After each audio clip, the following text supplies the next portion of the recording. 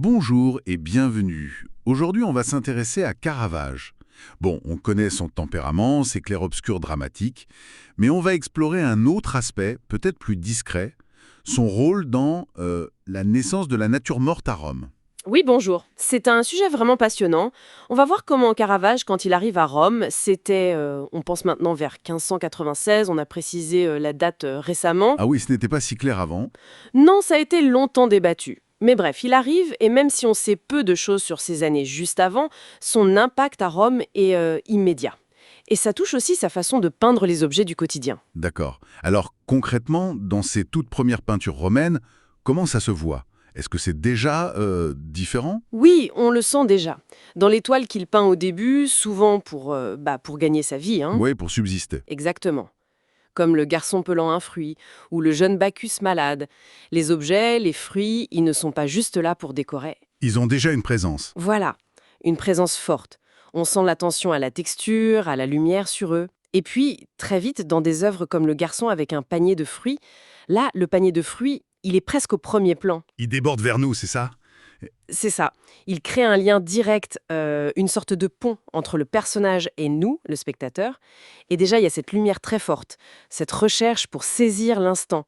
Pensez au garçon mordu par un lézard. Oui, cette expression saisie sur le vif.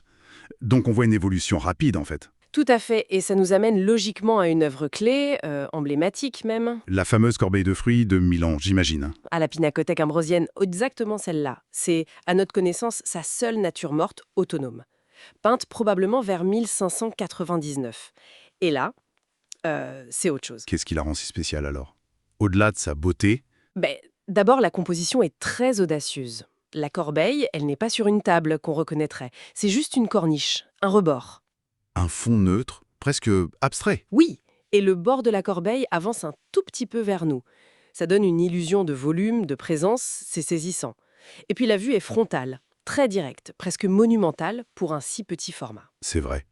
Et les fruits eux-mêmes, ils ne sont pas parfaits, loin de là. On voit des taches, des feuilles un peu sèches, une pomme qui semble même véreuse. Exactement. Et ce n'est pas un hasard. Ce choix très précis de fruits, pommes, raisins, figues, avec leurs imperfections bien visibles, Oui. ça évoque clairement le thème de la vanitas. La vanité des choses, la fuite du temps, euh, la beauté qui est là, mais qui va passer. Ah d'accord. C'est une méditation sur le temps qui passe en fait. Précisément. Il utilise ce réalisme très cru, cette observation presque scientifique du réel, pour nous amener à une idée plus profonde, plus philosophique. Ce n'est pas juste, comme on l'a cru au début, une tranche de vie. C'est une formule intellectuelle. C'est fascinant cette tension entre le réalisme presque photographique et puis le symbole derrière. Ça me fait penser un peu aux histoires antiques. Vous savez, Zeuxis, Parasios, le défi de peindre le plus réaliste possible. Oui, oui, la comparaison est juste sur le plan technique, sur l'illusionnisme. Caravage montre ici qu'il maîtrise parfaitement cet art du trompe-l'œil. Le panier semble presque sortir de la toile. C'est vrai. Et c'est là la différence. Chez lui, cette virtuosité technique, elle n'est pas juste une démonstration. Elle sert le message. Cette idée de vanitas. Et ce qui est peut-être le plus révolutionnaire, Oui. c'est la dignité qu'il donne à ce sujet. Une simple corbeille de fruits. Dans cette culture humaniste italienne, très centrée sur l'homme, sur la figure humaine idéalisée, consacrer un tableau entier avec cette monumentalité à ça, C'était audacieux. très audacieux. Il prouve qu'un tableau sans figure humaine peut avoir une force, une beauté, une portée immense. Il élève l'objet, même humble, au rang de sujet majeur. Je comprends mieux. Donc Caravage, il n'a pas seulement bien peint des fruits, il a carrément posé les bases d'une nouvelle façon de voir la nature morte.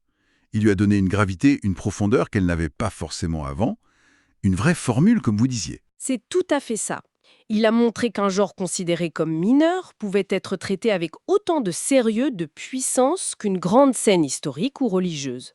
Et bon, ça nous laisse peut-être avec une petite question pour nous, pour notre regard. Oui, Comment est-ce que cette capacité incroyable à voir et à nous donner à voir, le réel dans ses moindres détails, même les plus humbles, les plus imparfaits, comment ça peut nous inviter, nous aussi, à regarder différemment le monde autour de nous, à y voir peut-être une beauté ou une signification qu'on ne remarque plus d'habitude.